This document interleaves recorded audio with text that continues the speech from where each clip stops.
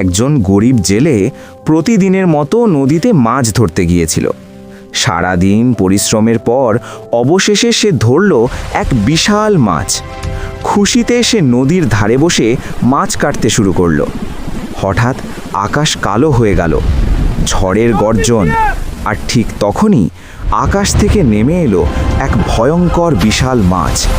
মুহূর্তেই সে জেলের ধরা মাছ কেড়ে নিল আর জেলের ছোট ছেলেকে গিলে ফেলল। ছেলের জন্য পাগলের মতো হয়ে গেল জেলে। রাগে সে দানবীয় মাছটিকে ধুয়ে ফেলল। কিন্তু ঠিক তখনই অবিশ্বাস্য এক ঘটনা ঘটল। মাছটি হঠাৎ শান্ত হয়ে নিজের মুখ খুলল, আর তার ভেতর থেকে বেরিয়ে এলো জেলের ছোট ছেলে, একদম অক্ষত।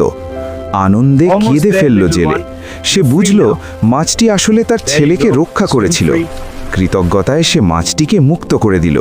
আর সেই দিন থেকে জেলে শিখে গেল, সব ভয়ঙ্কর জিনিসই খারাপ হয় না।